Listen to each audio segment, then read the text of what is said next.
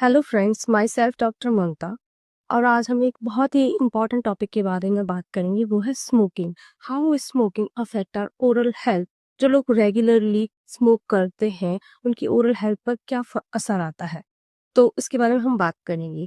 जो लोग regularly smoking करते हैं उनको गम डिजीज हो सकती है, टूथ डिके हो सकता है, टूथ लॉस हो सकता है, और वो अगर किसी ओरल सर्जरी, कोई भी किसी भी तरह की ओरल सर्जरी करा रहे हैं या टूथ एक्सट्रैक्शन करा रहे हैं, तो उसकी हीलिंग प्रोसेस जो होती है वो स्लो हो जाती है। और अगर इसी तरह से आप लोग रेगुलरली स्मोकिंग करते रहेंगे तो आपको ओरल कैंसर भी हो सकता है।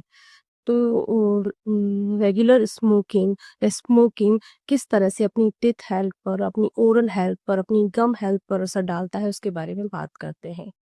जो अपना टूथ जो होता है वो एक सपोर्टिंग स्ट्रक्चर से, सपोर्टिंग बोन से अटैच होता है गम से।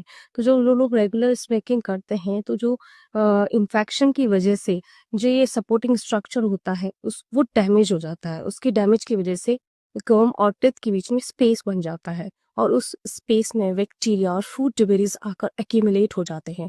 तो ये बैक्टीरिया और फूड डिबरीज जो एक्यूमुलेट हो जाते हैं गम्स और टीथ के बीच में, ये गम को इरिटेट करना स्टार्ट कर देते हैं।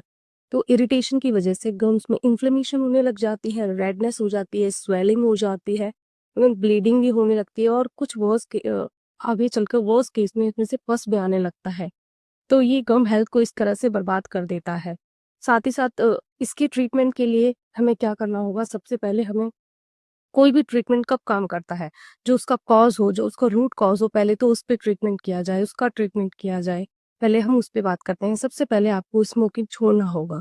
आपको पूरी तरह से स्मोकिंग को क्विट करना होगा, तभी कोई ट्रीटमेंट आगे जाकर कोई काम कर पाएगा। मान लो आज आपने ट्रीटमेंट करवा भी लिया, उसके बाद आपको आराम आ जाएगा एक बार, तो आपको लगेगा कि आप ठीक हो गए हैं, आप एकदम ठीक है, आपका टूथ एकदम ठीक हो गया, आपकी गम कंडीशन भी ठीक हो गई है। पर आप इसी तरह से अगर रेगुलरली स्मोकिंग करते रहेंगे तो आपकी जो कंडीशन होगी दोबारा से रीअकर होगी, और मे भी हो सकता है और भी वर्स्ट कंडीशन में हो जाए। तो किसी भी ट्रीटमेंट को कराने से पहले हमें उस पे, उसके कॉज पे काम करना होता है। तो आपको पहले स्मोकिंग करना छोड़ना होगा, उसके बाद ही कोई ट्रीटमेंट कराना होगा।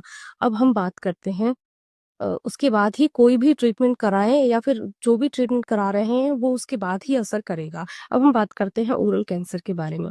ओरल कैंसर किस तरह से आप पहचानेंगे, आप किस तरह से डायग्नोस करेंगे अपने आप को? अपना जो माउथ के अंदर का जो स्किन होता है वो नॉर्मली पिंकिश रेड होता है, पर in case of oral cancer क्या होता है, वो आपको व्हाइटिश कलर का दिखने लगेगा।